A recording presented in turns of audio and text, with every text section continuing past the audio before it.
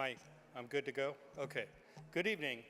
I'm Christopher Liberati, the lead pastor here at Gay Street UMC, and I wanted to welcome you. Thank you for coming out to this community event. You're probably wondering how we got here. And so it all started last fall when I asked our church leadership, how can Gay Street United Methodist Church serve our community?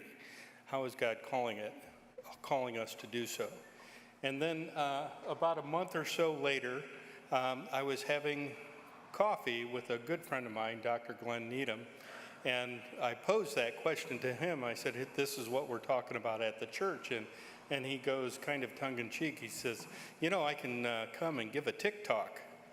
And you gotta know Dr. Needham to really appreciate that sense of humor. But that began the idea of serving our community. Last month we had OSU Glee Club here. This month we're having the TikTok, and next month we're going to have a concert. Sarah, where is Sarah? Can you remind me the name of that? Earth and Balance, and that'll be educational and entertaining as well. So, and then we've got Worship in the Park scheduled for July over at Ariel Park, and then in October we have a organ concert by a organist professional who helped install this new organ. So I just wanted to thank you again for attending our public event this evening, highlighting something that can impact all of us, whether we live here in town or further out in the country, as we'll find out tonight, and that is Lyme disease. We've partnered with Dr. Glen Needham, a leading expert in tick-borne diseases, Knox Public Health, veterinarian Dr. Amanda Rogers, and our very own Sarah Goslee Reed, to help raise your awareness of Lyme disease transmitted by ticks in Knox County. Now, if you're not familiar with this church, we have restrooms through the parlor into the next hallway. I'm going to invite you to silence your cell phones because we do not want to distract our presenters. And also, I want you to know that we will be live streaming this event and recording this event. So if you find any information very helpful tonight, we will have that available on a link on our website at www.gaystreetumc.org. And all you have to do is Google Gay Street UMC and it'll pop up. And we'll have the link up probably within a couple days. So we invite you to stick around after the presentation to continue the conversation in the parlor. We'll have hospitality there for you, and we'll have hands-on experientials, as well as some giveaways and some more information to take home with you. Before we get started, I wanted to share with you a proclamation from our mayor, Matt Starr. So bear with me as I tried to read this small print. The proclamation reads, whereas Lyme disease is the fastest growing vector-borne disease in the United States caused by the bacterium what is that, Glenn? Borrelia burgdorfia. That's pretty darn close. And I actually looked that up at the before this, but it's here in print if you want to read it later. And it's transmitted by the common black-legged tick found in nearly half of all U.S. counties. And whereas ticks that carry Lyme disease can also carry at least 15 other pathogens, many of them transmitted within minutes of being bit, with one tick bite frequently resulting in multiple infections, including bacteria, parasites, and viruses. And whereas the risk of contracting Lyme disease can be year-round, the nymphal ticks, which are the size of a poppy seed, most active in the spring, Tick bites are nearly painless, with fewer than 50% of patients with Lyme disease able to recall a tick bite and fewer than 50% reporting a bullseye rash. And whereas Lyme disease infects more than 300,000 people annually in the United States. And whereas Lyme disease is an underreported illness, therefore, the actual number of people with Lyme disease in Mount Vernon and Knox County is likely 10 times the reported number of cases. And whereas Lyme disease is a complex, multi-system illness, which, if caught early, can be easily treated with antibiotics, but if left untreated, can invade the nervous system, heart, and multiple organs of the body, causing years of pain, suffering, severe disability, and even death. And whereas children are at high risk for contracting Lyme disease, so it is the responsibility of every community to educate the public about the signs, symptoms, treatment, and how to prevent Lyme disease. Now, therefore, I, Matthew Starr, Mayor of the City of Mount Vernon, Ohio, do hereby proclaim May 2025 as Lyme Disease Awareness Month in the City of Mount Vernon. Signed, the Mayor. I wanted to share with you, as we were preparing for tonight, about 45 minutes ago, I received a text from a parent who their youth is in our local schools running track. And there was a broadcast text that went out to all parents that ticks have been found and to check their athletes before sending them to bed. So you talk about the timing being perfect, right? Only God could orchestrate something like that. So with no further ado, let me welcome Dr. Glen Needham to present.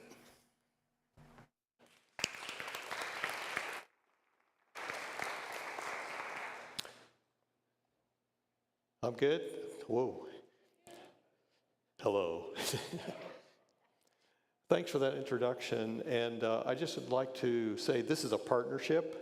We have Knox County Health here, and I just wandered in sort of, aimlessly and had an idea, and I'm retired, and I thought this is a great way to connect you all with Knox County Health because they are your local experts. And I did a program with them probably almost 15 years ago. Anyway, and they were amazing then. We had it in a building nearby. The press was here. The public health, the county commissioner made a big deal about it, and it was well attended. And back then, the number of deer ticks was relatively low, and the percentage of ticks infected was relatively low. But we're in a different world now. The risk has gone way up. And so what we want to do here is not scare you to death with how bad the tick thing is. We still want you to be outside, but we want you to have the idea that we can use the out-of-doors, but if we play by a few simple rules, we can limit our risk to, I won't say zero, but near zero. Because I've been collecting ticks. I was going to say this is my 50-year anniversary. I've been studying ticks since 1975, so I can do the math. 25 plus 25 is 50. So anyway, so and during that time, I think I've had 6 ticks attached to me in all the years that I've been out working in the field and that sort of thing. So I'm playing by the rules. And we're talking to Star, who's would you guys just stand up so they can see who you are? So later, there's Star and David. They're your Knox County Health people. All right, yay. And so she said, it's sort of like this idea of when we go outside or when we get in our car, the first thing we do, key in the ignition, your car makes noise and you buckle your seatbelt. And so you should have a similar mentality with using the outdoors, that you're thinking, I'm going to be outside, what is my risk level, and do I need to put on protection and to protect myself and our kids and our pets, okay? I'm not sure which slide, there we go. So that's the reason I want to title this Risk Assessment. Every time you go somewhere, you think about what is my risk of going to do what I'm going to do. And so much of it is innate. I just think about what is my chance of being in a car accident or of slipping and falling or whatever the case may be. You automatically do it. But what you need to do now is sort of change your culture. And so that when you're going outside, you're thinking, what are my chances of getting a tick on me or my pet or my kids? And then you take the appropriate steps. And so hopefully we're going to get that where we raise your level so it's in the Goldilocks zone, in the sweet spot. We don't want you to be too cavalier, so you say, I'd never get ticks on me. I never worry about those things. I haven't had a tick bite in years. Or you're raising bubble children and your dog can't go outside. You know, it's wearing a diaper because it's not going outside. And so that's not quite where you want to be either, okay? So I'm going to go through a lot of information, but everything I show you, I want you to sort of bounce it against risk assessment and where you are and how you plan to use the outdoors. And that's a black-legged tick that was collected in Coshocton County on a cold day in February. And it was just above freezing. And you can see how slow it's moving. And I can't feel that tick crawling on me. It's really small.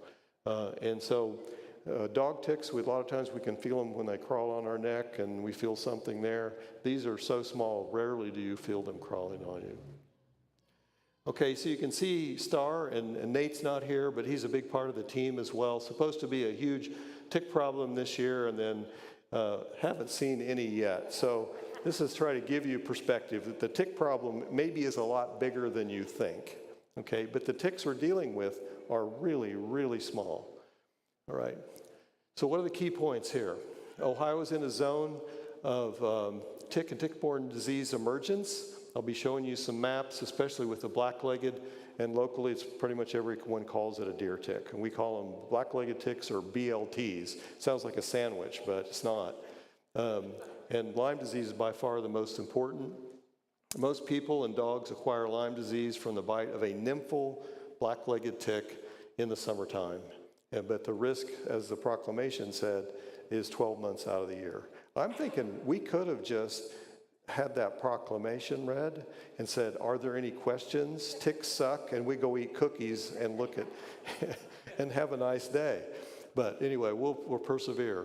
So risk assessment is important. So we're going to try to get you dialed in to the right level of concern.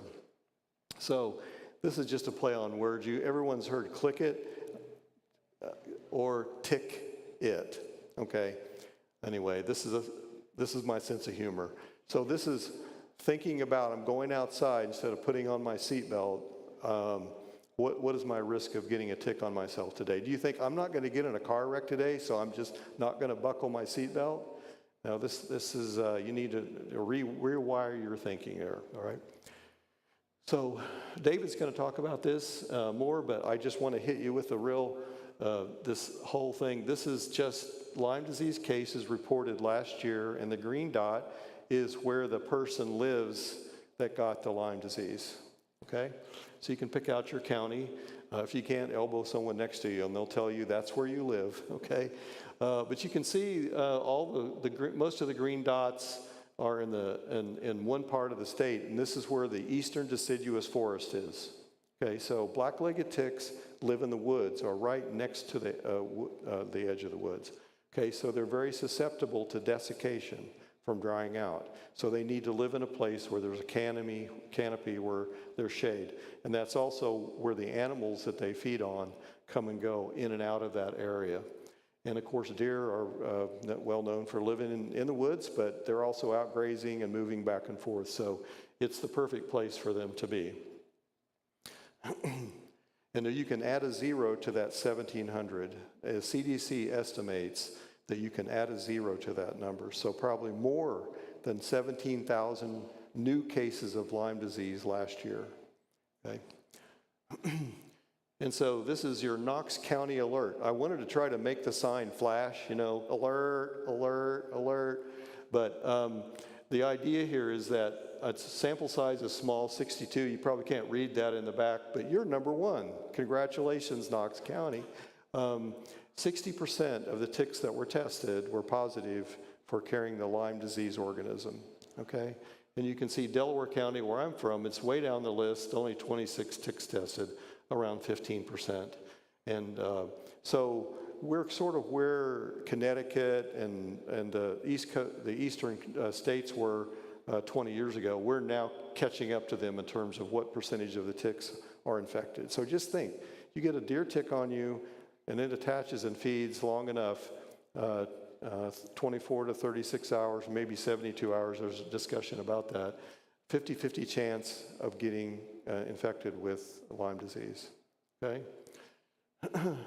You've heard of politics, right? Everybody's into politics right now. I don't look at words normally. Somehow I try to turn it into a tick word, okay? So everyone's into politics. All right, catch my humor, work with me here. All right, so this is polyticks, all right, vector-borne diseases. And so you can see the pie chart here of all the diseases that are out there, mosquitoes and ticks. Which diseases should you worry about? I won't say don't worry about mosquitoes. Only 9% though of tick and flea-borne diseases are credited to them. And there are 15 tick-borne diseases out there, but they only represent about 30% of the total. So 60% plus of all the tick-borne diseases are Lyme disease. And I'll have to talk to the mayor. He needs to bump up his number. It's probably closer to 500,000, not 300,000. So think about that. Those are 500,000 new cases on top of the ones of people out there who still have Lyme disease and don't know it, the ones that do have Lyme disease. So it's amazing that it doesn't get more attention. And this is an old map, 2012, but it shows Ohio is in this zone of emergence. And those are the major tick-borne diseases: Lyme, Rocky Mountain spotted fever, anaplasmosis, ehrlichiosis, babesiosis, and tularemia. Maybe you've heard of spotted fever, maybe the other ones not so. And so that map has changed dramatically since that time. So just in case you don't know where Ohio is, there it is. Okay. I should back up and say, see the orangish red? That's pretty much American dog ticks and Rocky Mountain spotted fever. The blue is ehrlichiosis transmitted by Lyme disease or by Lone Star ticks. Thank you. And then you have babesiosis and Lyme disease transmitted by black-legged ticks. So you can see, especially if you're a traveler, you can go to different parts of the country and be exposed to a totally different sets of diseases transmitted by different ticks. Okay, this is a more current map. So you can see it's creeping into Ohio. And we'll show you some more. Each dot is a human Lyme case reported to CDC. Again, for those of you who don't know where you live, sorry about that. And so here's a map that shows 1996, and you can see Ohio had a couple of counties with black-legged tick reported. The red is 6 ticks of a single life stage in 1 year, and now you can see in 2021, now that eastern deciduous forest, almost all the counties in that part of the state now have established populations. Now, in saying that, not every place has black-legged ticks. You can just go to a metro park and be walking through and no ticks, and then you find a couple on you. So it doesn't mean that they're everywhere in every backyard and that sort of thing. Okay, this is a couple of maps showing just in 2021, not that long ago, and see what's happened compared to today. So this is emerging very quickly. Some of this you could say is recognition now. It's being recognized and reported more, but it's definitely it's because the ticks are established in more places and a higher percentage of them are infected with Borrelia burgdorferi. And so I call this the big three. Anybody been to Africa to look for the big five? Well, so think about how dangerous those animals are, right?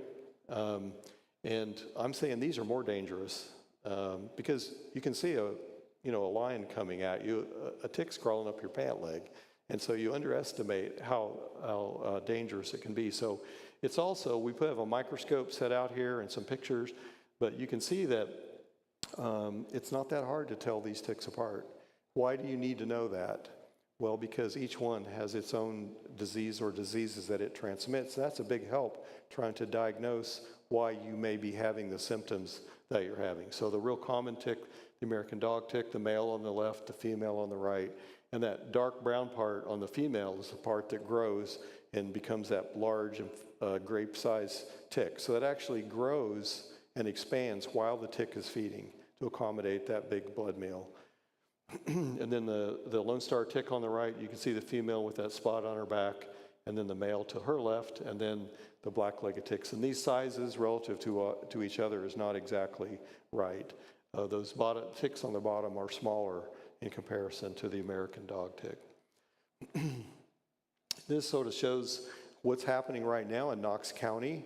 The most active ticks right now are, well, according to the track team, American dog ticks probably.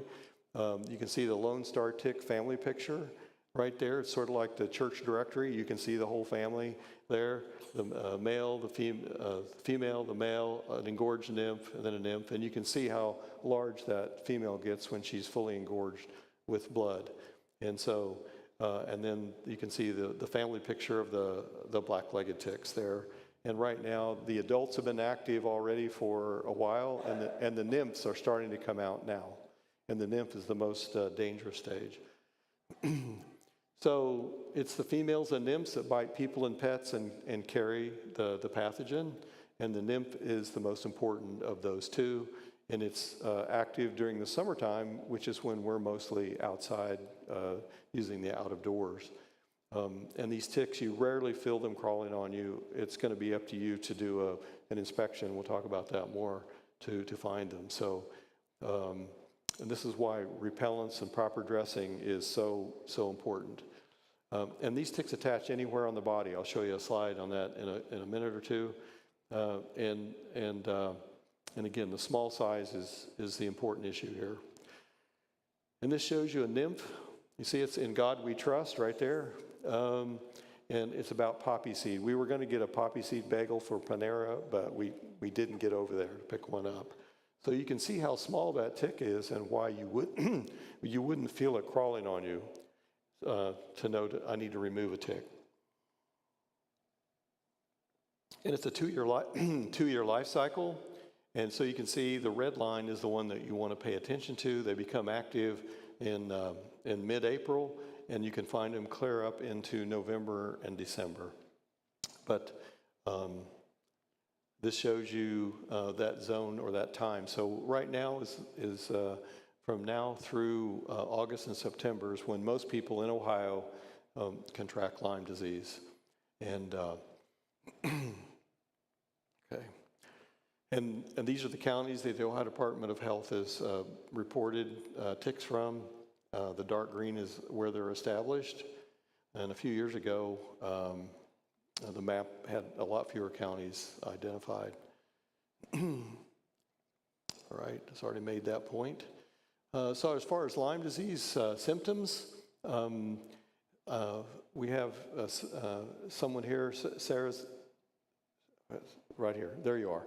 She's going to talk about her experience with Lyme disease. I just want to put this one slide up here, is that the symptoms initially are flu-like and very similar to other infections that you may get. This is one reason why during the pandemic, those early symptoms of flu from the pandemic were similar to what one might experience from Lyme disease. And so fever and chills, severe headache, muscle and joint pain, nausea, cognitive issues, sleep disturbances, and then a rash that usually gets larger than 3 inches. And it can be from anywhere from 3 days to 30 days post-tick attachment. And if these rashes are on a part of your body that you can't see, they're not painful, they don't itch, so they're not warm to the touch. So you could have a tick attached to the dark side of the moon, so to speak, a place that you can't see, and that rash could come and go, and you may have never noticed that there was anything there. So it could be easy to miss. And some of the rashes are so light, and Star has some a poster out there showing different bullseye rashes. I like to say that I woke up with 3/4 of those symptoms this morning. Almost every day I wake up, especially cognitive issues, muscle and joint pain, severe headache. So you have to filter that out from your normal bad start in the morning, okay? I wanted to make also the point that you can get more than one infection from a tick bite. If I hadn't shared all the good news with you, you could get more than one disease from a single tick bite. And I know people who have gotten Lyme disease and babesiosis.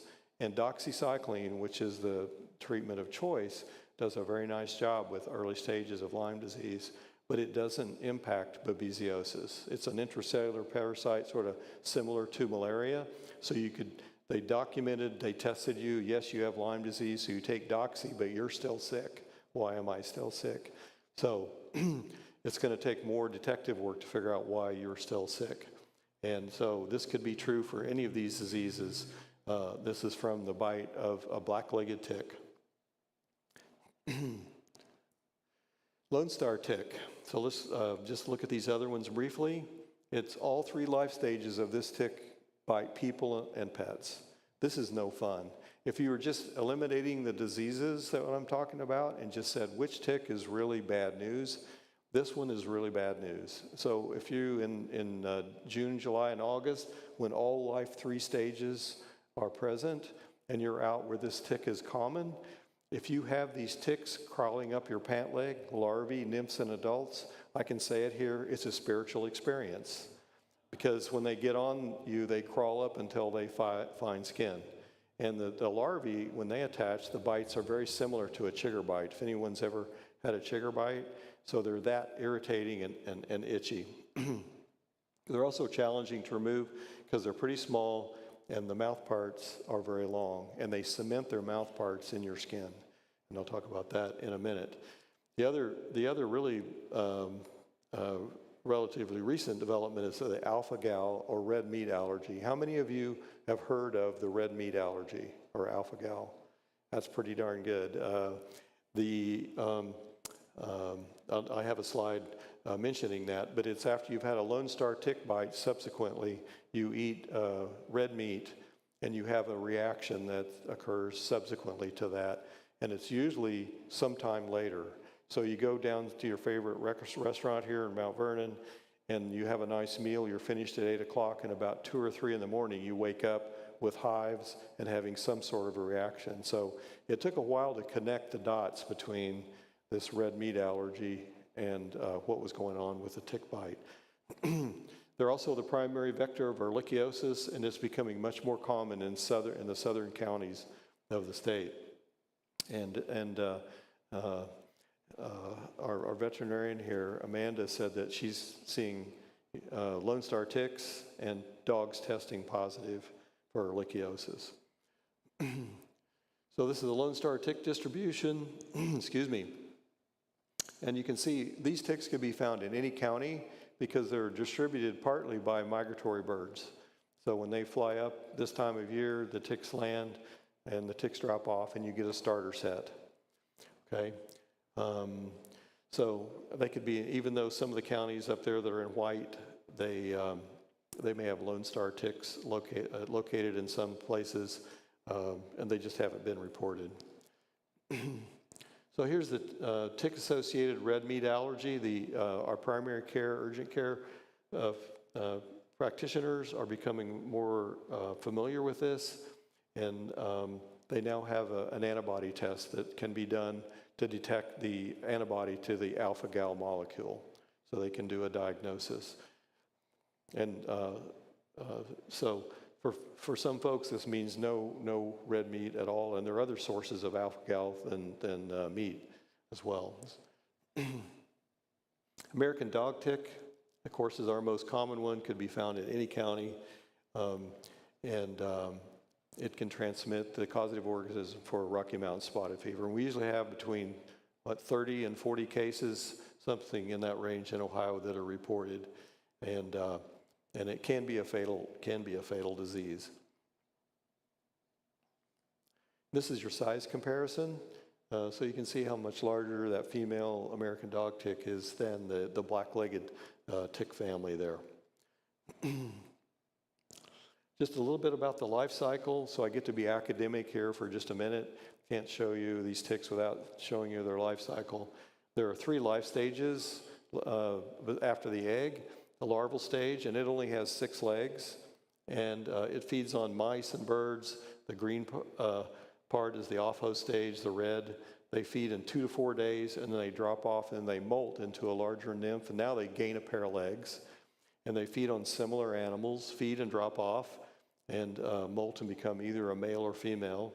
And the ticks actually mate on the host, except for some exotic species. So this is how ticks find each other. It'd be too hard to find each other just out in a pasture. So they meet on the host, they actually mate. So some of you maybe pulled a tick off and seen 2 ticks that are sort of together. When you pull them out, sometimes they'll actually be glued together. And you just interrupted something very private, I'll just say that. So then the tick drops off, and then they lay eggs, and they can lay anywhere between 2 and some ticks lay as many as 23,000 eggs. So this is why you can be walking along, no ticks, and all of a sudden, wow, where did all the ticks come from? Well, a female laid an egg probably somewhere in this local vicinity.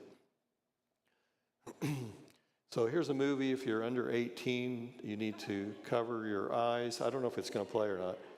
It's supposed to play. Maybe it's dark for a reason. Oops. Okay, I'll try it one more time. Let me see if I click on the picture, if it'll play. It's probably, nope, it's not going to play. I probably saved you from something. You wanted to avert your eyes, but it just shows an egg mass with the ticks emerging from that egg mass. All right, so let's transition here now and go back in time a little bit and how I got involved in this Lyme disease story here in Ohio. This is your 3-county area. You can see Mount Vernon, see Holmes County, Coshocton County, and it was in 2010.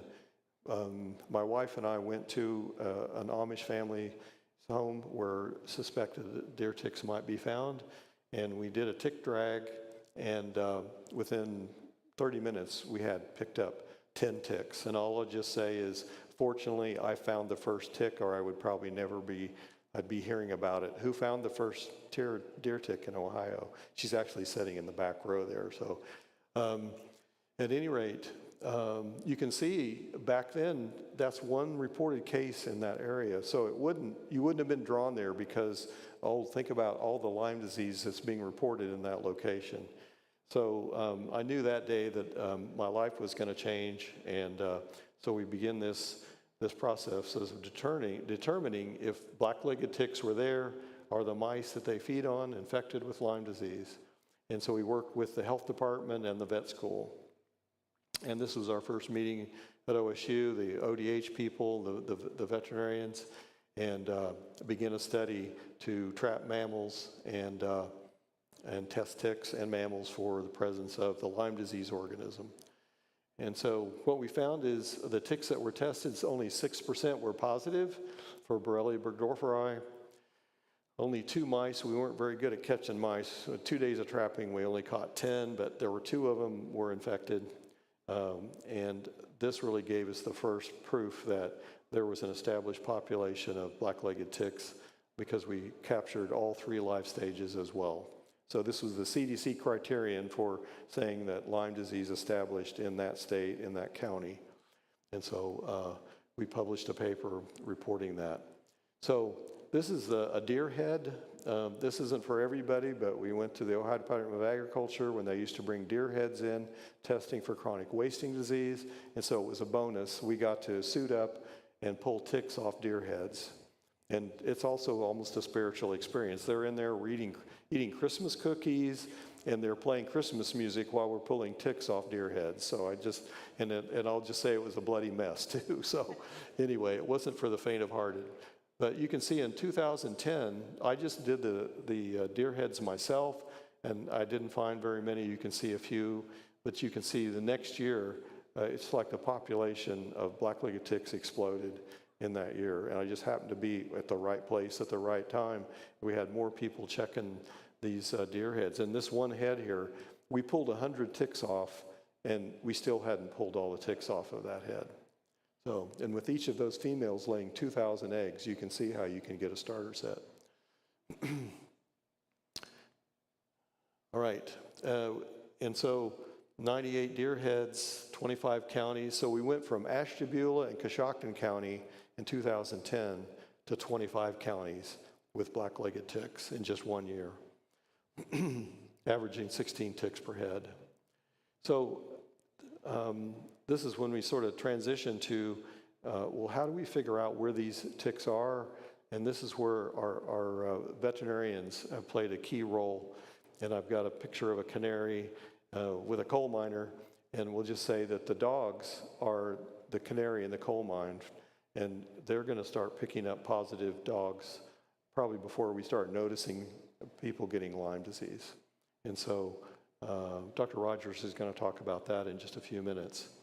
So they're critical to this whole thing of managing, trying to manage and understand this complex relationship. All right, I'm going to just see if this one plays too. Just a little bit about attachment at feeding. Powassan virus, it only takes the tick to be attached for 15 minutes for transmission to occur. So fortunately, Powassan virus is relatively rare in Ohio. Generally, most other ticks, the attachment time is probably more like 24 to 36 hours at a minimum. So this is why we really push daily tick checks to make sure that you remove the ticks that may be attached. I'm going to see if that plays.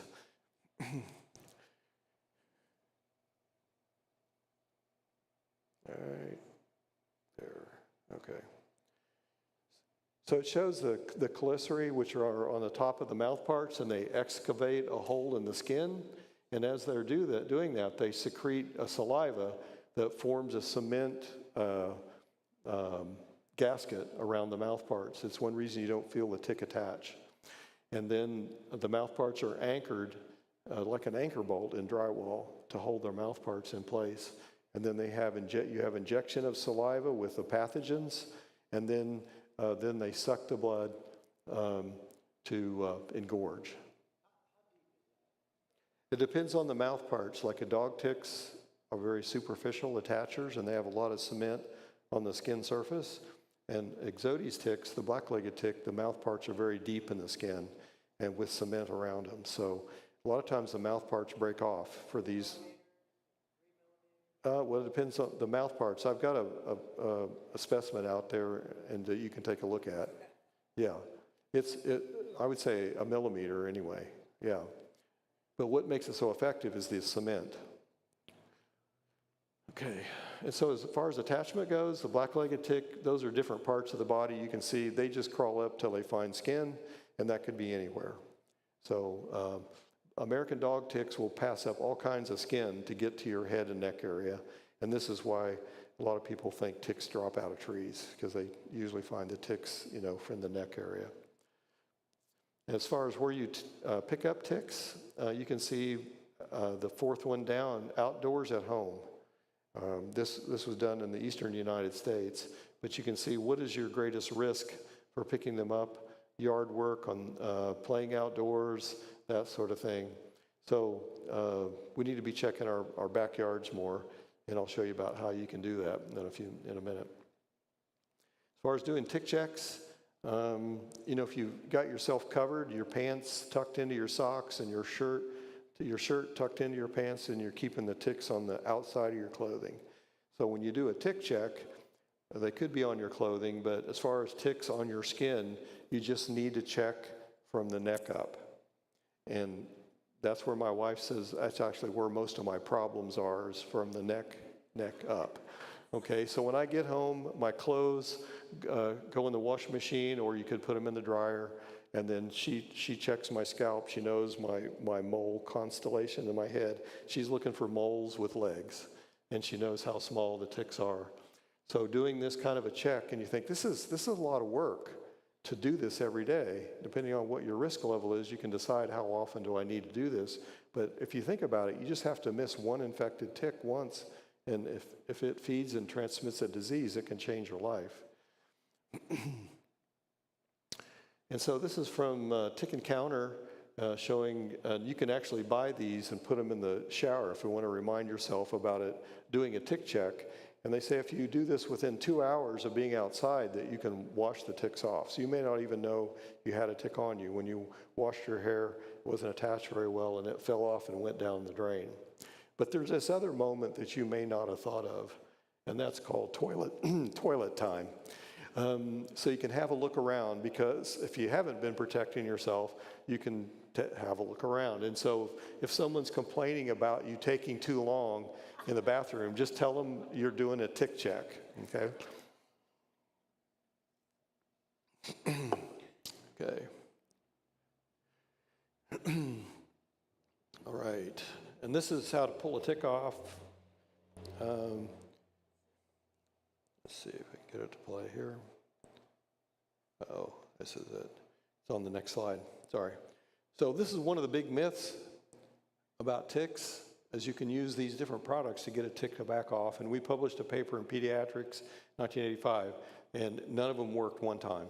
And they just delay getting the tick off. And you don't want to follow rubbing alcohol with a hot match for obvious reasons. And if you've lubed your tick up with petroleum jelly, think how hard it's going to be to grab it and pull it off. So don't waste your time with these things. And grasp a tick as close to the skin as possible on the hard part of the tick. Pull up with steady, even pressure or a tick removal tool. And then once the tick is off, disinfect the bite site and save the tick for identification. And then don't worry about if the mouth parts or the cement stays in the skin. It's not worth going in there and digging it out. All right. So this is a slotted tool, and we've got a display out on the table about how to, about different tick removal tools. And they're basically $5 worth of courage, although you can get free ones from Knox County Public Health. So you can see the hair slides through the slot, and you can see the white stuff on the mouth parts. That's the cement. That's that superficial mouth part attachment. So that means you get 100% on the test. You got the mouth parts and the tick, okay? So this is, so you see all sorts of slotted tools out there that do the same sort of thing. Pointy tweezers is probably best for the really small ticks. All right, so just in the past month or two, OSU now has a tick testing lab. And you can just put in there Buckeye tick testing or whatever, it'll bring it up.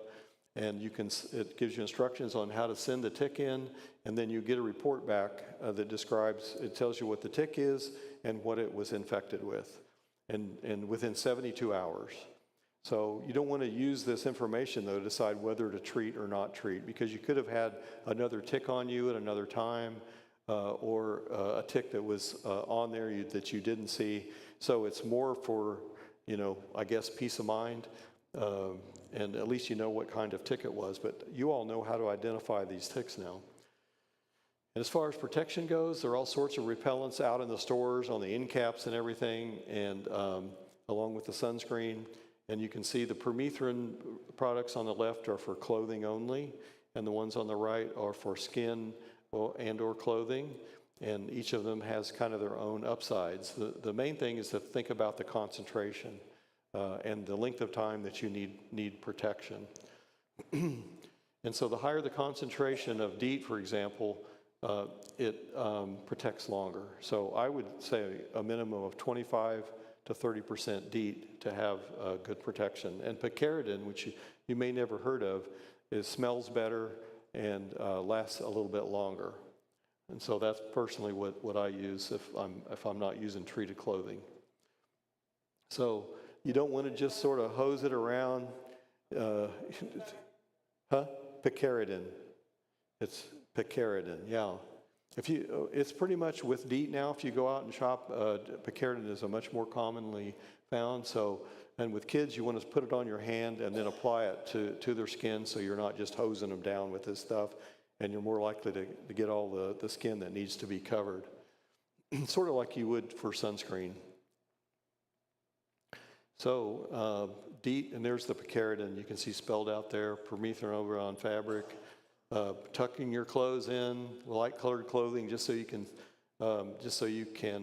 see the ticks crawling on you.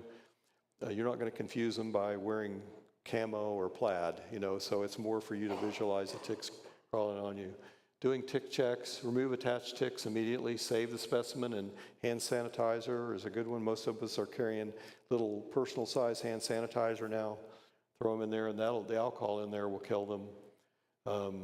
Note the day of attachment on your smartphone, so if you go in with symptoms, you can say this tick was likely have attached, and they can get a timeline to see how long that might have been. And then dogs should be tested and treated, and Amanda's going to talk about that. And how about a tick-safe zone? I'll show you a slide on that. And another thing you can do is a tick drag. Okay, see if this one works.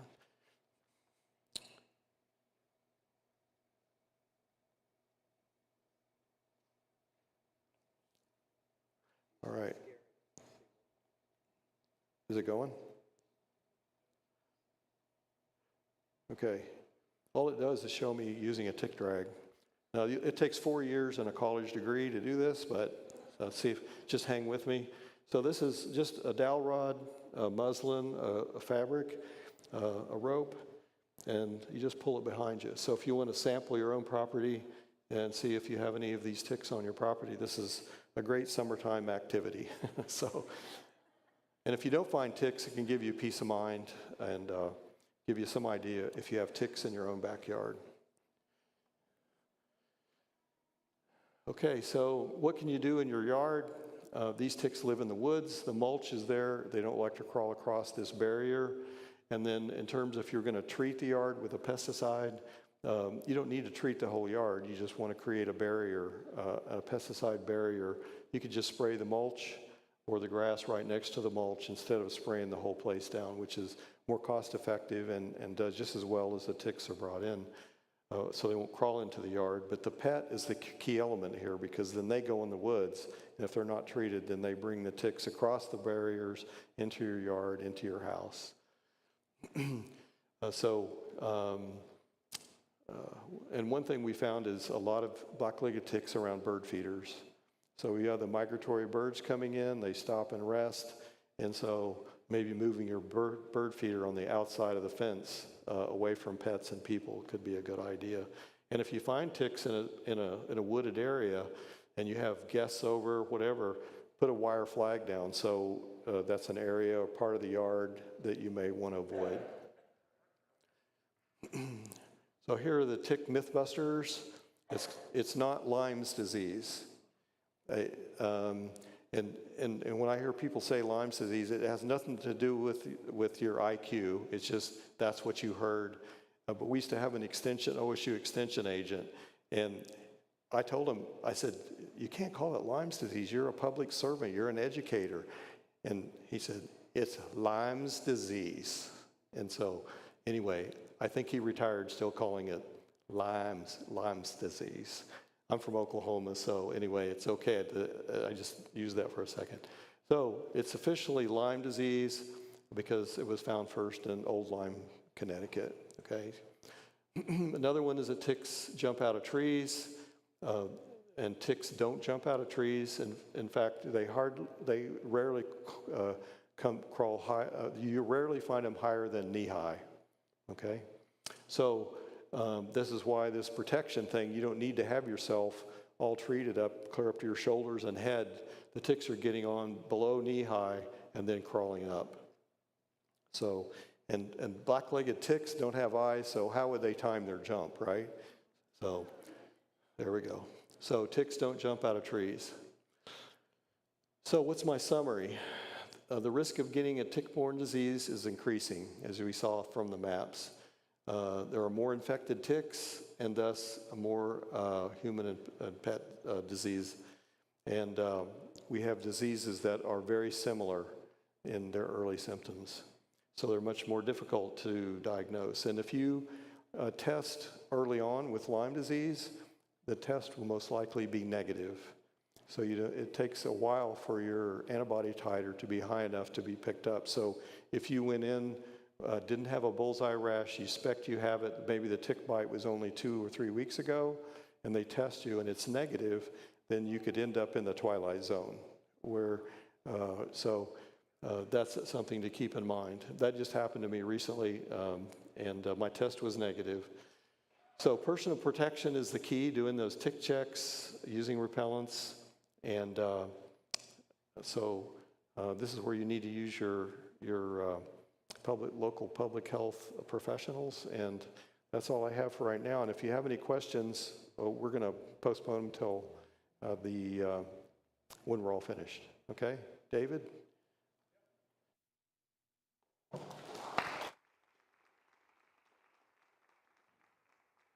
Yes, sir.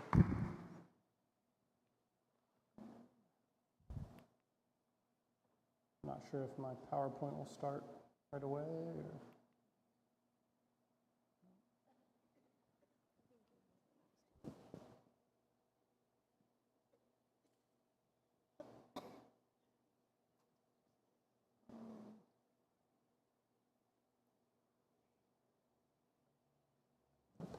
Okay, great.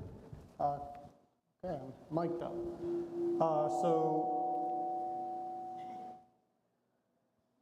Hello? A little bit of feedback. So my name is David Hatley. I'm the epidemiologist at Knox Public Health. I've worked in public health roughly on and off for about 7 or 8 years now. So Knox County versus Ohio. On my first slide here, you can see that Lyme disease is definitely our #1.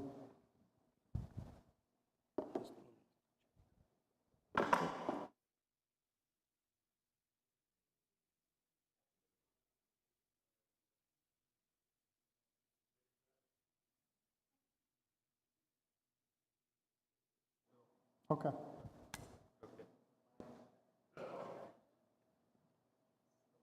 Address it to Knox Public Health.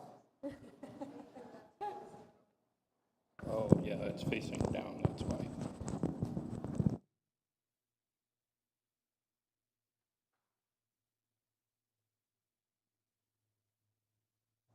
Okay. All right. Yeah. So as I was saying, you can see that Knox County, Lyme disease is definitely our largest vector-borne disease that we have. I believe that in 2023 we did have a case or two of Rocky Mountain spotted fever, but Lyme disease is our big one. And you can see that against Ohio. So rate is a calculation we do to determine, based on the population, how many people out of that population have Lyme disease. And our rate is roughly about 5 times higher than the rate of all of Ohio. And this is the central region, so this is all the counties that are considered the central region in Ohio. And you can see that Licking County being a close, semi-close second, but besides that, Knox County is the highest.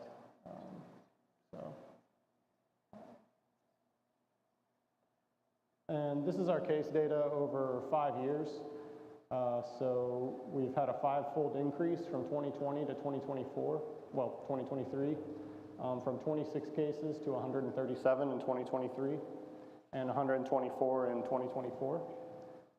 Some of this is from actual case increases from people, contracting Lyme disease, but some of it is also from people being more aware, people knowing to go to their doctors when they have a rash, from providers knowing that Lyme disease is, something that is around Knox County.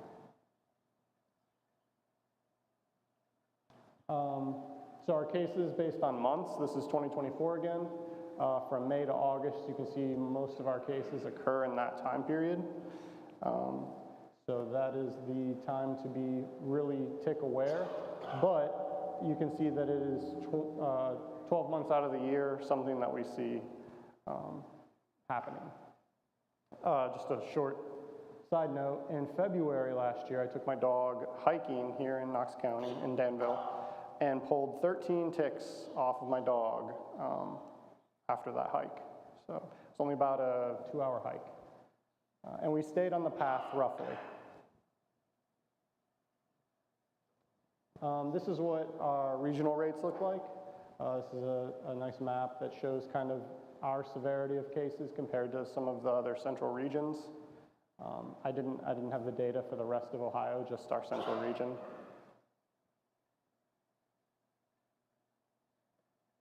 This one is cases by county.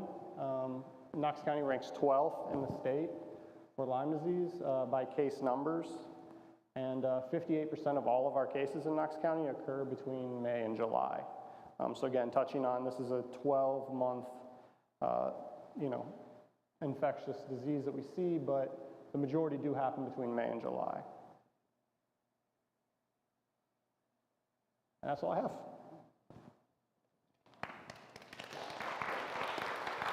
Linda, do you want to use this? Or? Okay, we'll try this.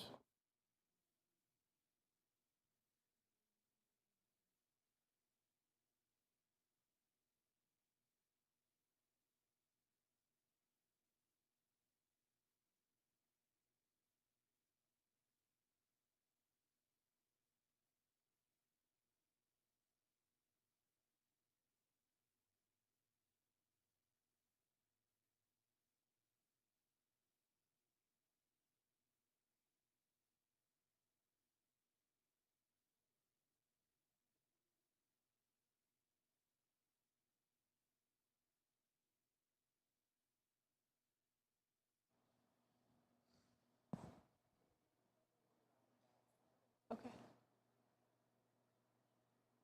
Is there something I need to do for that? What? Yeah, it's on.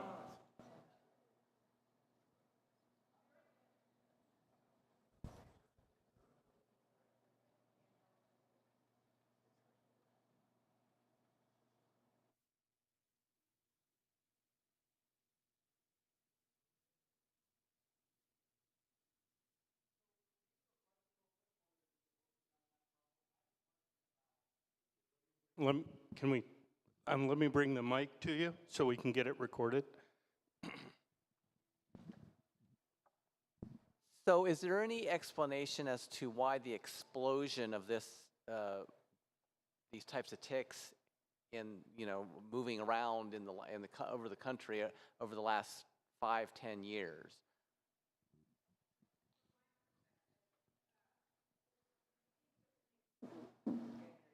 Oh.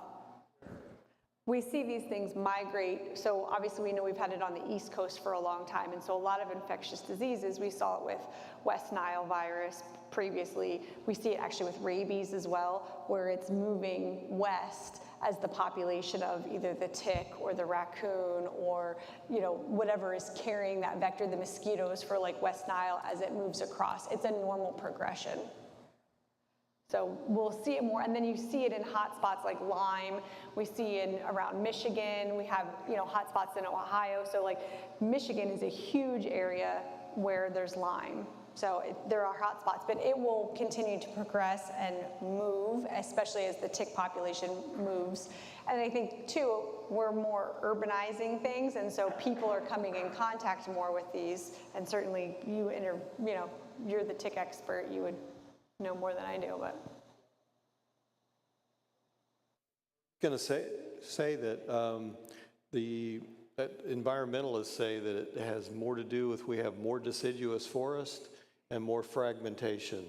So when you have fragmentation, you have a lot of surface area where you have those edges that the hosts and the ticks move in and out of. So that's and then climate change. Our winters are milder. It's got to get pretty darn cold to freeze these ticks. In fact, the deer ticks are very cold hardy. And so just to kill an American dog tick in the wintertime, the soil temperature has to get to -5 degrees. And it has to be that cold for a period of time to kill the ticks. So probably more ticks die of starvation, not getting a host, than they do from those things. So anyway, the milder winters encourages the hosts. There are more hosts, and the ticks don't die off as much. Anyway, it's those are the answers that we have right now. Yep. Great question. Any other questions while we're waiting? Oh, we're going to hold questions till the end. All right, go ahead, man. Okay. So I won't go over this again since we've already done it, but this is just a little image of what the Borrelia or Lyme looks like underneath the microscope. Again, transmitted by ticks, harbored in small animals and birds. It doesn't make them sick. That's why they are the perfect host for it. And then again, why it's called Lyme disease. I'll be honest, it's a pet peeve of mine when people call it Lyme's as well. I'm like, oh, it's Lyme. So from my perspective and what we do with patients, so at my hospital, we screen on a yearly basis. So we do something called a 40X test. It is a test that checks for heartworm disease, which is transmitted by mosquitoes, but then it checks for 3 of the tick-borne diseases we talked about, so Lyme, Ehrlichia, and anaplasmosis. And we make that a priority to check on a yearly basis for all of our patients. And so we do see, so 79 patients, I just did data last night in the last year that I have tested positive at my hospital alone. And I've had, I think, 4 this week. 290 patients at my hospital in the last 3 years alone, and that's when I've switched software, so that's as far as I can track right now. And we're just talking dogs. Dogs and horses are most affected. I don't see horses regularly, so I can't speak to what my equine colleagues are seeing on a regular basis, but horses are also very affected by Lyme disease. In Knox County, so I pulled up, this is, there is a really cool website. Is this a touch screen? No. So this is the Companion Animal Parasite Council, and this is a really cool website that you can go to, and you can track all kinds of different infectious diseases. So I specifically, you can pull up Lyme, search tick-borne diseases. I did Lyme disease specifically, and then dogs, and you can zoom in. Sorry, I have, and you can pull up specific counties, specific states. I have a zoom, and it'll pull up data for you. So here's Knox County, and this is 1 in 8 are testing positive, and you can search by year, so this is 2024. So this data is low. So at my hospital, when I do a 40X test, it goes through, we draw the patient's blood, we put it in the test, it's a little, what's called a snap test, and it goes in an automatic reader so we can run multiple at once. And then what happens is it snaps and it'll read the dots to basically tell us if we have exposure. That automatically gets reported to IDEX, which is who does my, all of my lab machines, so it's automatically reported. But I do know there are several of my colleagues, veterinary hospitals and clinics here in Knox County, that don't do the automated reporting. I know they're seeing just as much Lyme disease and other things that I am. We all talk and kind of share, what we're seeing, and so this is not all being reported because not everybody's automated yet. So same as with humans, this data is low. But still, it's pretty scary to think for every 8 tests that are being run, 1's positive for Lyme in 2024. That's a lot. And so same thing, they're just running off of 6,500 tests for Knox County in 2024, and 846 were positive.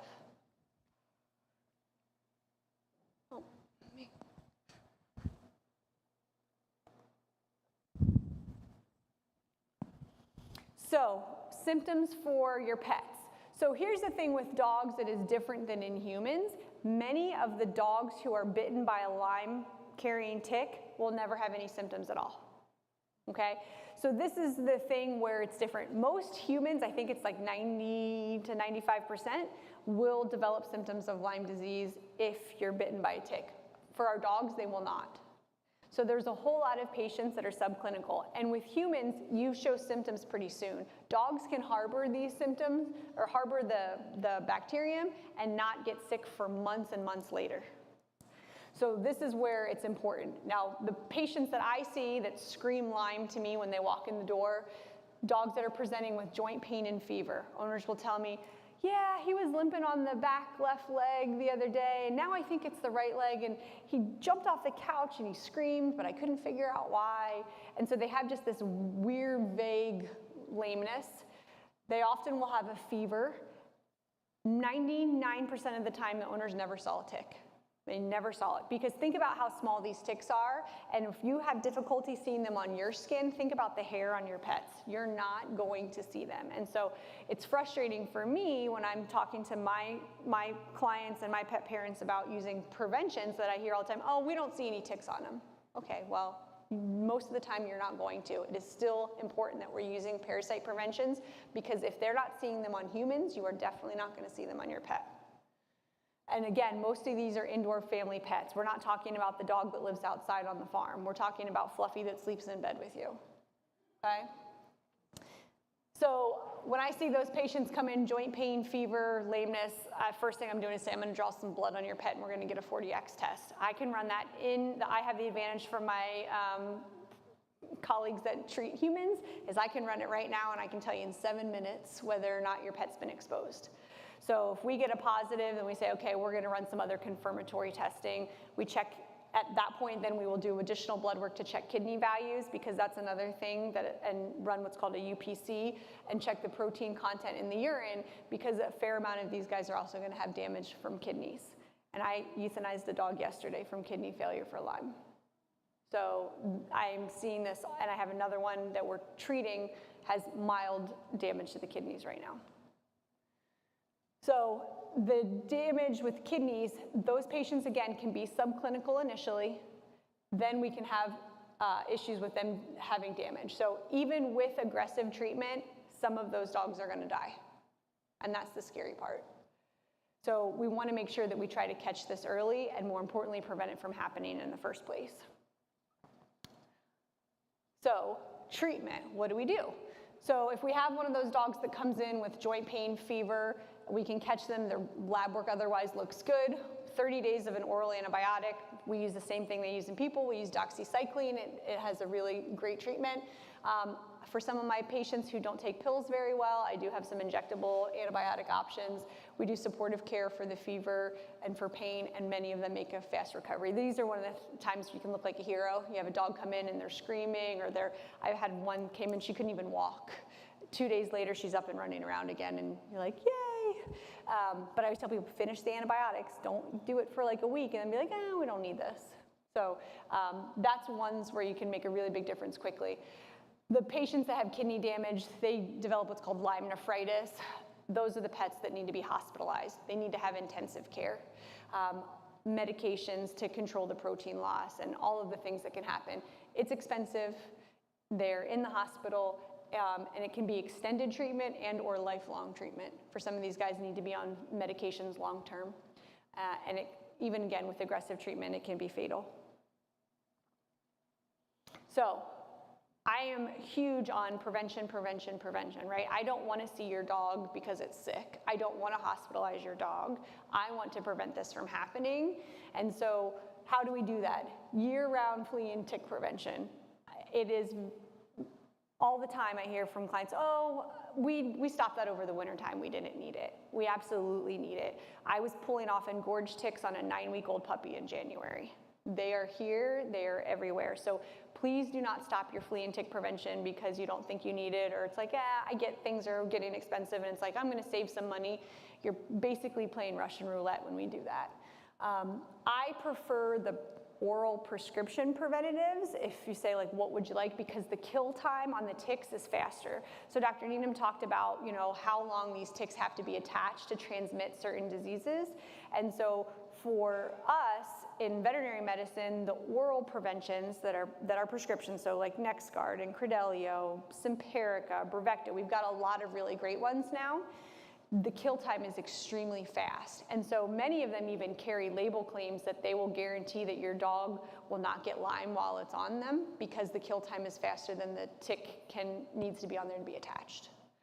So, and it's talking about, I know we're talking about Lyme today, but even for things like anaplasmosis and Ehrlichia, Rocky Mountain spotted fever, these preventions are important. Now that doesn't mean the topical preventions aren't good and that you can't use other products, Seresto collars, Advantix, but you just have to have a conversation with your veterinarian. A lot of times we'll get clients in with preventions that they bought over the counter or other things, and their ticks are crawling or the fleas are crawling on their dog. They're like, well, I bought this. It's like, well, you didn't buy something very good. And it's frustrating as a consumer that people are allowed to sell products that are junk. So have a conversation with your veterinarian. I promise you, I'm not driving a Lamborghini because I sell flea and tick preventions to people or anything like that. I mean, that's not where I want to keep your pets healthy and happy, and I can speak for all the veterinarians here in the county. We really want to do this because it's the right thing. Vaccination. We are super lucky in dogs that we have an option to vaccinate. And so what the vaccine does is it prevents these guys from getting really sick. It does not prevent exposure. So that's always the other thing I want to make sure people understand. It's not going to prevent the tick from getting on your dog. It's not going to prevent the tick from biting. But what it should do is prevent your dog from getting critically ill from being bitten by a tick that carries Lyme. So talk to your veterinarian about, is that an appropriate vaccination for your pet? I know all of the veterinarians in the county, we all carry it, and we all recommend it highly. So like when I have new puppies come in or new pets, that's the first thing we talk about. Vaccination initially is a single vaccine with a booster in 3 to 4 weeks, and then it's yearly after that. So then you need to be kept up to date on it. What doesn't work? So I know Dr. Needham talked about, yard maintenance, but I'll hear a lot of times like, oh, I'm not going to get that flea and tick prevention because we treat the yard. Well, that is not enough. I've literally heard, I live in a gated community. That doesn't work either. So please, please, please make sure that you're using some type of prevention, because the treating of the yard is not a sole preventative to protect your pets, okay? It may be helpful, but it is not doing that. Natural preventions. Trust me, I love to try to use less, chemicals and other things as much as anybody. If those things worked, we would use them, okay? The natural oils, the other things, they do not work. The diatomaceous earth, it does not work. So please, let's use actual preventatives. I heard living in town, I don't need to protect my pet because I live in town. Well, the ticks still live in town as well. And then checking for ticks, again, is a good thing, but you're not going to find these little tiny nymphal ticks and things on your dog and cat. It's easy to miss them. Especially, again, I don't see horses a lot anymore, but checking, you're gonna find that. Sesame seed on your horse? Probably not. So, summary, how do I protect them? Please, please, please use year-round flea and tick prevention and use a good product. Talk to your veterinarian about what's gonna be appropriate. There are a lot of really great choices, and there's a lot of things that are super affordable. And big thing too is I'll have owners say, I can't remember to do that. We have stuff that lasts 8 months.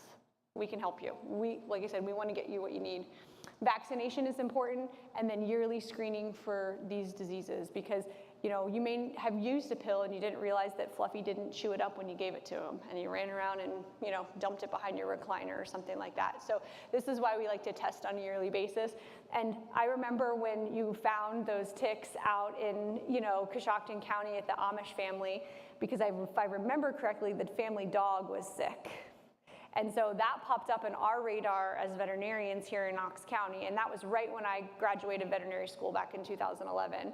And so we started really upregulating our vaccination, and we were running, my hospital, we were running 40X tests at that point in time, which is the test that checks for all of them, and we started to see it more and more.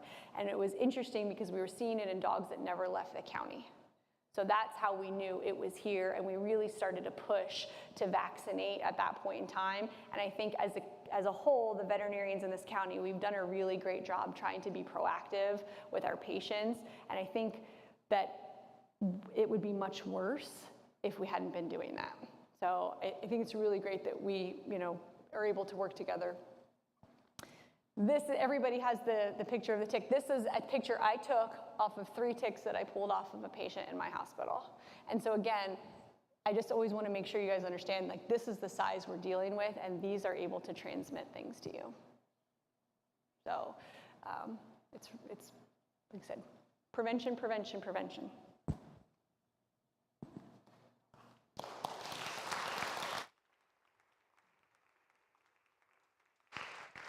All right, Sarah, you ready?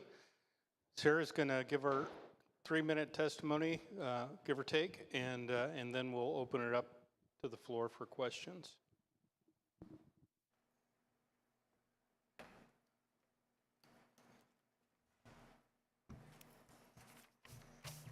Hello. Okay, it's maybe like 3.5 minutes because I came up with other thoughts listening to everybody. We live, those of you that, I know a lot of you out here, and thank you all for coming. So we live in a house that is surrounded on 3 sides by woods, and the 4th side is grass. And we've lived there for 30 years. And I garden a lot, and I mow mostly on the tractor, so I'm not walking in the grass.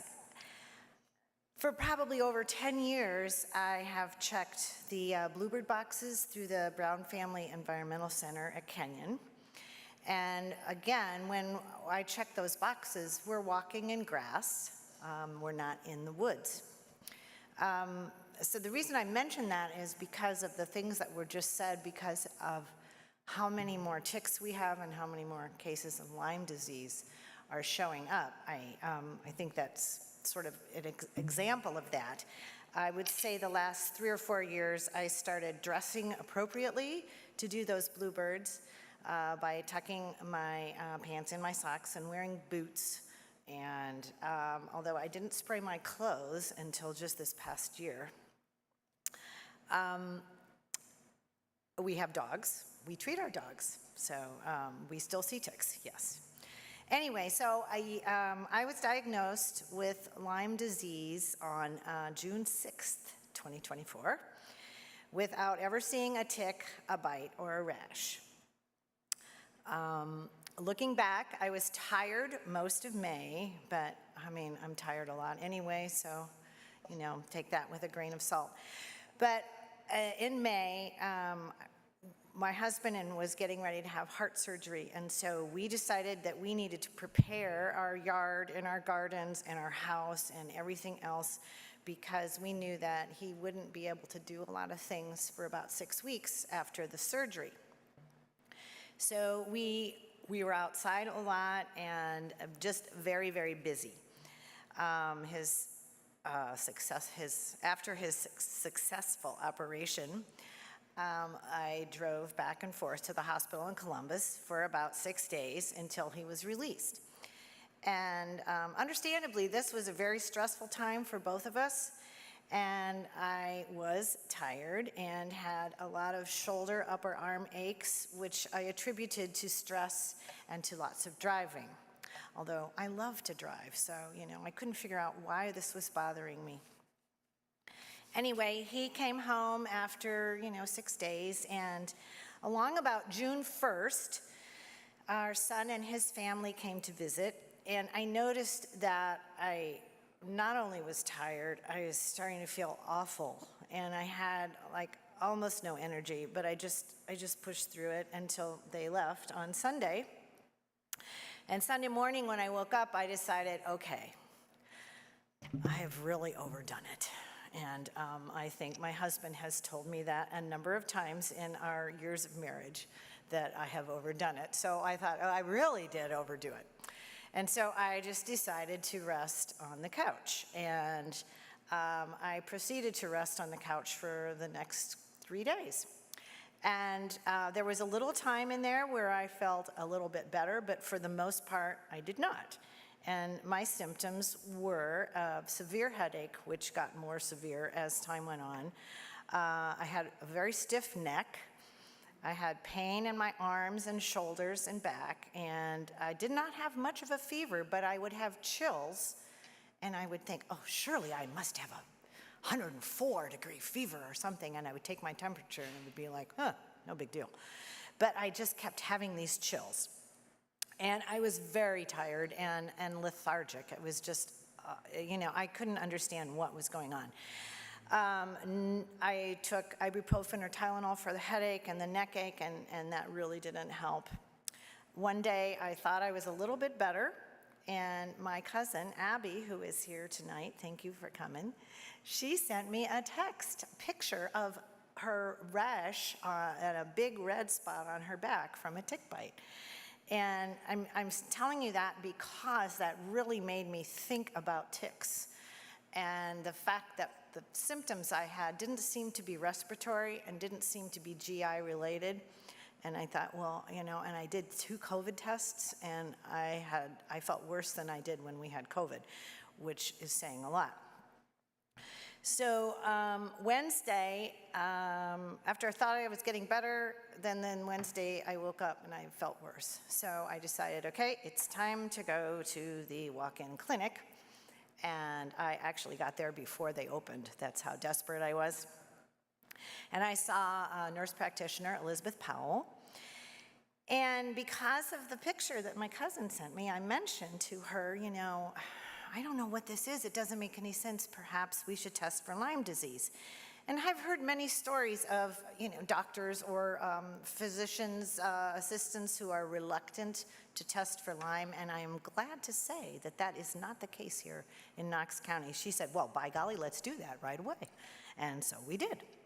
And when I got that done, I was told it would take 2 to 4 days for the results, which I would much rather come to you and have your test in, what was that? How many minutes was that? 7 minutes. That would be a whole lot better. Later that day, I actually started feeling even worse, and I was in touch with our family physician, Dr. Thurman, and he really didn't know what to tell me other than that if I felt worse, I should go to the ER. And so a few hours later, I felt worse. I started vomiting, and my husband, who was not supposed to drive after his heart surgery, drove me to the ER. And this is pretty humorous, so I have to tell this story. You know, they give you this heart-shaped pillow to hold after your surgery, and your compression hose, your lovely white compression hose. So we walked into the ER, and he was holding the pillow and his hose, and he said, well, believe it or not, I am not the patient. So, you know, everybody thought that was funny except for me. Anyway, they admitted me, well, I stayed in the ER for 25 hours, and I have nothing but wonderful things to say about our Knox Community Hospital. They tested me for every disease known to man, practically, and hooked up a lot of antibiotics, a lot of antivirals. You know, I had like 3 different IV pulls going, and they were worried about the stiff neck part being meningitis, and they were worried about the headache possibly being a stroke. So I was, you know, given tests for all of those things, and I think that my blood tests came back positive a little bit quicker than 2 to 4 days, because right at the end of the 25 hours, I was looking at my phone, and there it was. There was my test result right there in the wonderful app. And they unhooked all the IVs and handed me a little doxycycline pill and said, here you go. So I took that for 3 weeks roughly, and it took care of it very well. I do have, well, one thing I forgot to mention, about 9 months before this, I had my knee replaced. So one of the things is joint pain, and it's hard to tell if you're tired because you're older, or you're tired because you have Lyme disease, or your knee hurts for one reason or another. I found it very difficult to decide, oh, okay, is this pain from that? But both knees hurt now, so, and the other one didn't hurt before. So I do have some still lasting effects of muscle and joint pain, and some fatigue as well. And I've discovered that I really do need to limit myself just a bit, because it really flares up if I don't behave. So anyway, I just thank you for this opportunity to speak to all of you, and I think that my experience illustrates that you can have a kind of atypical presentation without the bite, without the rash, and a lot of symptoms that you may already have as headache and such, then chills or fever, and still have Lyme disease. So thank you.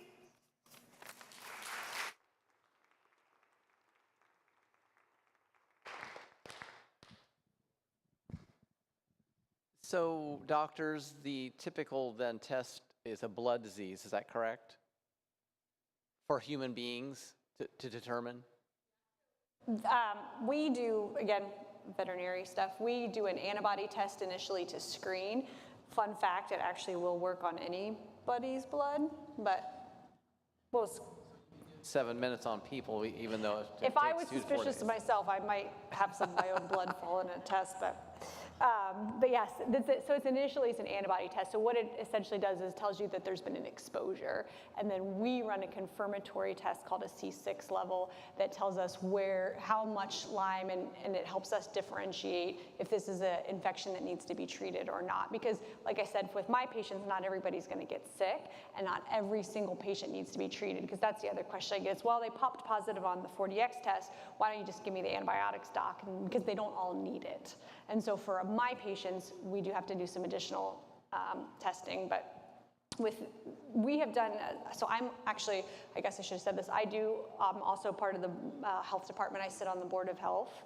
And so part of what we have been doing is trying to educate local community partners through the hospital and other clinics about Lyme education, so that when you do go in as a human patient, if you have some of the symptoms and things, that it's on their radar, because it just hasn't been until the last couple years, because the human cases we didn't know that they were there. And so the human side has gotten a whole lot better about recognition and saying like, okay, you know what, maybe you do have some of these symptoms, maybe we should check for some tick-borne diseases.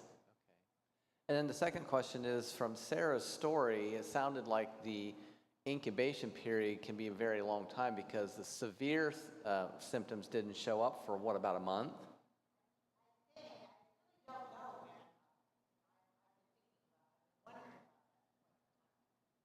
So doctors, do we know about an incubation period standard or not? To best of my knowledge, in humans, again, I'm a veterinarian, it should be within the first 2 weeks. So I don't personally know that it would be from months before. I'll stay in my own lane. I'm not a physician, but as I'm the infectious disease nurse, I speak with a lot of people. I'm the infectious disease nurse at the health department. The symptoms generally start 3 to 30 days after exposure to an infected tick. However, like Sarah said, the symptoms can mimic other things that are going on with us. So yes, it is a blood test, and there is a two-step process, just like in the veterinary world. We test for the antibodies, and then it is sent for further testing to determine if it's a recent exposure or something that you may have already been carrying for some time.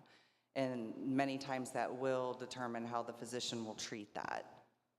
So we just try to provide education about those symptoms. And along that line, we also began taking a program to the elementary schools, and we teach the second graders through a program called Tick Busters. And it's, on their level, so we are empowering the kids as well. And then they go home and share this information with their moms and their dads and their siblings, and it makes it less scary too when they find those ticks on them, or they know it's a tick that they found. They can tell mom and dad they found a tick. Dr. Cheek? We're going to go here and then there. I had asked you before if we wore rubber boots, if the ticks could crawl up them, and you said yes, and that's petrifying. But, so should we spray, how far up should we spray, deep woods and things like that? Up to our knees, or? So providing a barrier, but again, this would be tucking. So if you have boots, you might not look the coolest, but tucking your pants inside to the boots, so that again, if the tick gets on and they start to climb up, the goal is you want to protect them from having a skin barrier, so they can't get to the skin. And so then as they crawl up, if you wear light colored clothing, khaki pants, white pants, you should be able to see them easier. And then if you're going to use the DEET or other spray, making a barrier that they're not going to be able to go over, because again, they're not jumping out of the sky or anything like that. So making a line around would be correct. Yes, you could put the barrier around there. We find them on multi-floor rows. So if you just think about how high that can get, knee high, sometimes a little higher. But I wear usually pre-treated clothing. But if I just wear some jeans, I wear muck boots, pants tucked in my muck boots, and then I'll spray up, to near my waist. and I rarely find any ticks above my waist. So mostly because I just wear pre-treated clothing. So we have an example of some pre-treated clothing that's the next room. Yeah. I have 3 questions. First one is, what % of patients present like Sarah? No prodrome, no bite, no. And bear with us, the reason we're wanting you to use the mic is because we're live streaming, and even though we can hear you in here, the folks in California can't hear you unless you're on mic. I'll be honest, I don't know the percentage, and I don't want to give a number just by guessing. What I will say is that the folks that I speak with, many times the symptoms are very atypical, or they're fever, the joint pain, and they are attributed to something else. I'm sure you could find literature that's going to tell you what percentage. However, we know the percentage of ticks that have tested positive in Knox County, so we can tell you what your risk is. So I know that's probably not the answer you wanted. Second question, probably for Dr. Needham. When you say add a 0 to the data, Yeah. what's happening to those 10,000 patients? Are they asymptomatic? They don't have any healthcare interaction, or what? Some of it's just the disease just wasn't picked up, and now they're in this sort of chronic Lyme syndrome thing where they have these symptoms that may be really debilitating. They may be on, off work, can't work, and that sort of thing, and it just gets missed. And sometimes it's just not reported to the health department. So it's all of those things combined, but they just say it's an order of magnitude. So you take pretty much what's been reported, and maybe in a state like Ohio, where we're in this emerging zone, it's underreported more, or it's reported less here as the recognition increases. But it's still a huge number. If you think 500,000 people with Lyme disease every year, it's amazing it doesn't get more traction and reported more. And so I've seen some ads on TV and radio. There's getting more. Right. A lot of those numbers also come from the data from insurance companies. Insurance companies have reported patients that are going to seeking treatment for Lyme disease. However, if the test doesn't come back positive and those 2 boxes aren't checked, the state of Ohio does not realize that as a case of Lyme disease, or it's not a confirmed case, it's a suspected case. So it has to do with how the data is analyzed. So we want to tell you guys, you're not data, you're people. We want to tell you what to watch out for. Okay, here's my favorite question.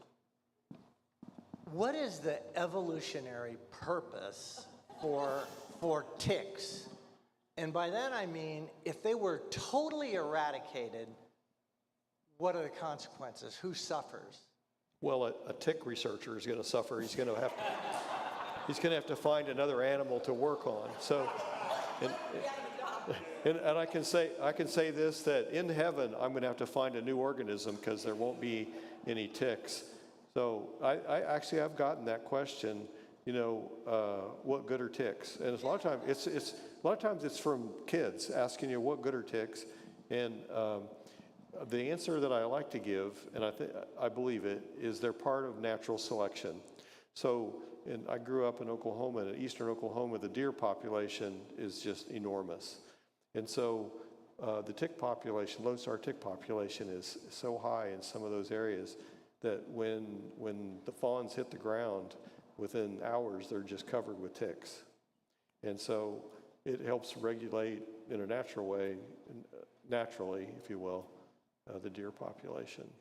And we have a cattle farmer I just talked to this week, and there's another tick in Ohio that we didn't talk about, the Asian longhorn tick, and he has them on his property, 37 acres, and it's endangering his operation because he said he had, during the calving season, when the calves hit the ground, he said within a couple hours, these calves are covered with ticks.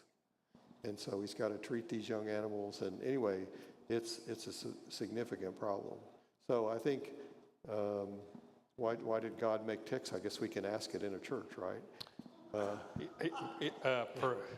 If I had to answer that, I would say for us to carry out our mission by serving the community and helping educate. So, yep. Dr. Rogers, do you have any idea the difference between a test for dogs and a test for humans for Lyme disease? In what way? Are the tests different? Do you know? Oh, so what we do initially is a screening test, is an antibody test, which is what I believe that they're also doing in humans initially, and then you're doing some additional confirmatory tests. I think they're probably quite similar at this point. I mean, as veterinary medicine gets better and better, we usually borrow stuff from human medicine. We just get it a couple years later once they've worked out some of the kinks and they've spent more research money. Then it kind of trickles down to us as far as what we've got. But there's a lot of research and money that goes into all of these infectious diseases, because thinking about, talking about the Asian longhorn tick, I mean, the price of cattle is really high. And so, a calf right now hits the ground and it's $1,000. So a farmer loses 5 of those. That's a huge amount of an income loss. And so there's a lot of research that goes into how can we prevent and how can we manage those things. So I don't know if I'm truly answering your question or not, but. From what I've read, the veterinarian world tests for 19 different antibodies, and the human test is 4. Oh, so you're talking about like there's different, when we talk about the antibodies, there's different little proteins that we look for, and our test, thankfully, since we have vaccination, it doesn't check for vaccination. So when we get a positive antibody test, that would be positive because the patient has been infected naturally, not through vaccination. So we have the ability to screen that out a little bit. I guess I'd just like to mention something. If you have Lyme disease or have had it and you get a blood test, there's 4 different things that'll give you a false positive of HIV, and Lyme is one of them. So as you're freaking out in the hospital. And for our patients as well, and we talk about the 40X testing for antibodies, that my patients will test positive for years afterwards, even after successful treatment. So I always make sure I tell my clients, once we've had a positive 40X, I will test your dog positive for a couple years, okay? Oftentimes we'll see it slack off at some point for Lyme, but I've had patients with anaplasmosis exposure that have tested positive for 10 straight years. And so that's why we have to do the additional confirmatory testing. So I can easily test you in 7 minutes, and if I have that dog come in with a joint fever, joint pain, fever, all that stuff, and their test is negative, then I just cross that off the list and say, okay, this is not Lyme. I'm just curious. Can you hear me? I'm curious. What's holding up development of treatment for humans? Preventatives. Oh, like vaccination? So again, my armchair acknowledgement, I think honestly people are skeptical of vaccinations right now.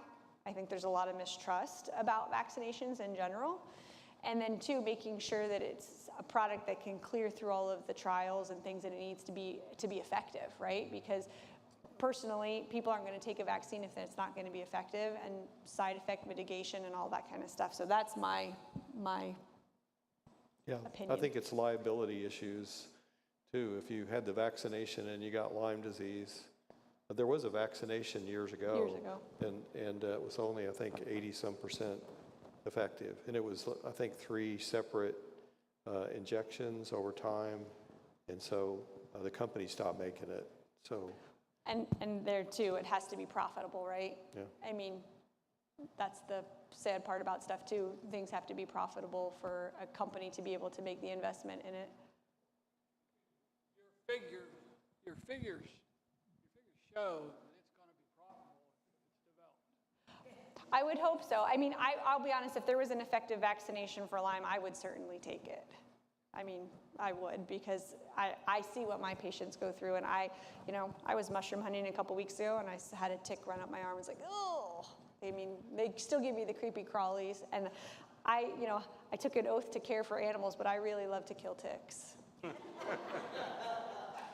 All right, we're going to take like 3 more questions, and then we're going to thank everybody for coming out tonight, and we're going to transition to the parlor next door here because we have some hospitality, and then you'll be free to attack them with all your questions and get all the information that you need. Do ticks live in gravel? I mean, if I have like a lane next to the house and it's all gravel, do I have to worry about that area? Can I mulch, any kind of mulch around my flower beds? Will that discourage them, those 2 things?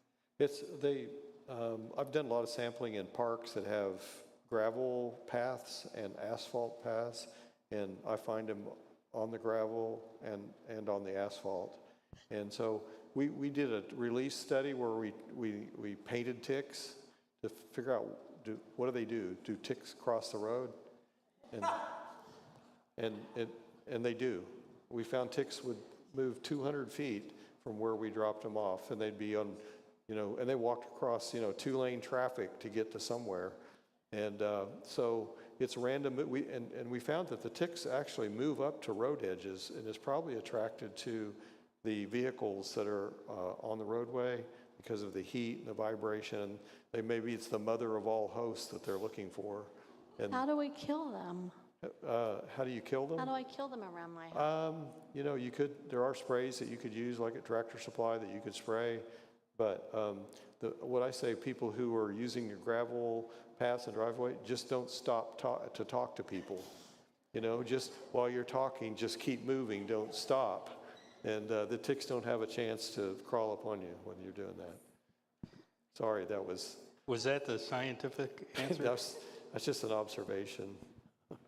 I have kind of a 3-part question maybe. So the oral preventative for dogs doesn't work unless they get bit, right? It doesn't repel the ticks. Correct. So we all want the magical force field that goes around our dogs or cats so that we don't ever see anything on them. The oral preventatives do not have repellency. So if you walk through an area and there's 100 ticks, you're probably still going to have them picked up on the dog. They are going to kill the tick before it has time to transmit a lot of these diseases. So sometimes people will find like a dried up little dead tick on their pet. Great, we know that what we're using is working. And so there are some topical products that do have some repellency. One that comes to mind for dogs is Advantix. Now that is toxic to cats. And so this is where, again, you have to know what you're using and when. I have some people that do want to use some like essential oil sprays in conjunction with something that is adulticidal that is going to kill the actual tick. So you can try some of the repellency stuff, but I wouldn't hang my hat on it. But no, you are absolutely correct. The oral stuff is not going to be repellent. Okay, so because I think I kind of live on a tick farm, because some days I'm not out a lot. My husband is with the dogs more sometimes, but they get up on the couch with me at night, and probably in the last 2 weeks, I've pulled 10 crawling off of me, and 3 that were embedded.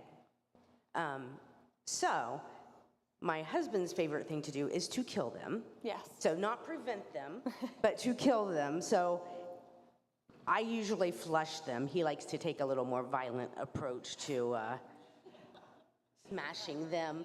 Yeah, so. I personally love dropping them in a thing of alcohol. Dr. Needham and I were talking, every veterinary hospital on the planet has a tick jar, right? It gives us joy. And we pull a tick off and we're like, yes, and we get it in our jar. And then we, like it's, like a badge of honor that we, look what I did. So dropping them in some alcohol, then they're for sure dead. And if you find something, especially if it was embedded, just like Dr. Needham said, there's the potential to then identify and say, okay, this was a, Lone Star tick or a dog tick or whatever it was, so that we have some options. Okay. Actually, too, I just got a thing from Zoetis, who makes some of the preventions. They're partnering with Ohio State, and they're actually, they sent me a thing to see if I pull any ticks off patients for the next month, they want me to submit them to OSU. They're actually going to be testing them to see what they're carrying. So it was ironic because I got that yesterday. I was like, oh, I'm going to do a talk about this. So any patients that we pull ticks off in the next 30 days, I won't be able to put them in my tick jar, but I will send them to Ohio State for testing. So sending them off, so the ones that I pulled out, I should have sent, which I did not have any idea about, but do those reports come back soon enough that if I need to go get tested? Well, most tick testing services say don't use the tick testing to make decisions about treatment. So that's between you and your healthcare professional about whether you want to.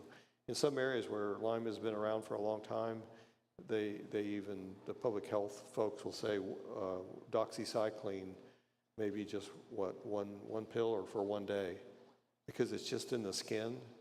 The spirochete's just in the skin, and so doxy will kill any that were just associated with a tick bite. So it's prophylactic. You don't know if the tick was infected or not, but it gives you peace of mind. And in Canada, you can walk in and just get doxycycline if you had a tick on. I don't know if you have to even explain it to the pharmacist. Just say, I think I might have Lyme disease or I had a tick on me, and they just give it to you. I mean, sell it to you, I guess. Probably would still need a prescription. But I will say this is a disclaimer, don't please start bringing a bunch of ticks to the health department to test, because we don't have the budget for that. That won't happen. There are certain programs they're using for surveillance, but I'm not saying don't say Dr. Rogers said to bring these 10 ticks to the health department, because I'll get Nate will be calling me. The Buckeye tick test, or the Buckeye tick testing, if you just put that in your browser, it explains kind of what the testing is good for, ID, and then what the tick may be infected with. So you might send in several and just see if any of them are positive, just for grins. But I think the fact that you're finding them and pulling them off soon as you find them, it works.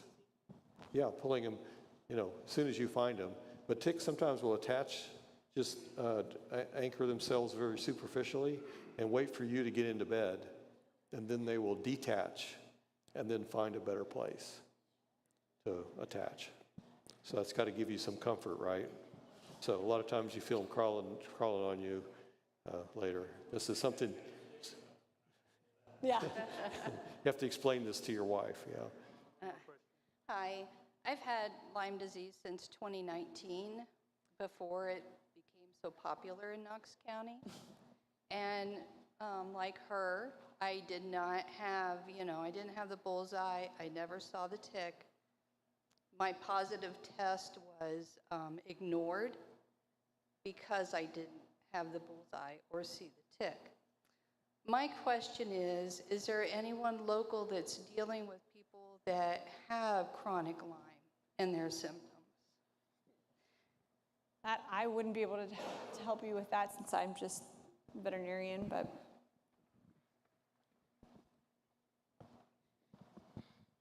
I don't know every physician in the county.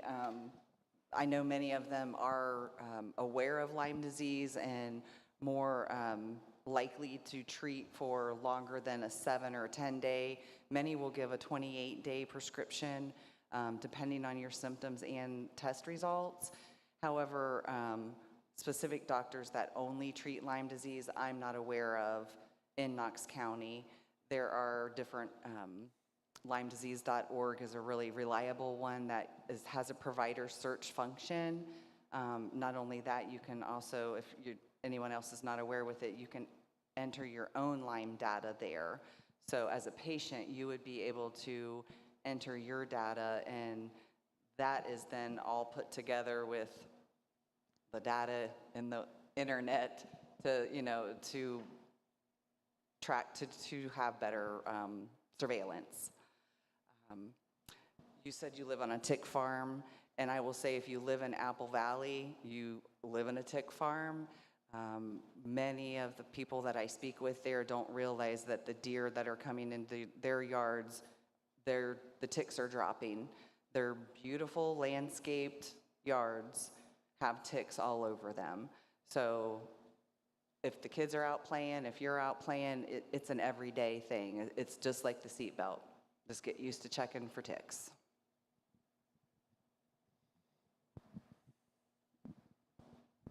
All right, thank you. Thank you all for coming tonight. Can we show our appreciation for the presenters? And I do want to invite you next door. There's more information, and Dr. Needham's got a couple ticks on display under microscope.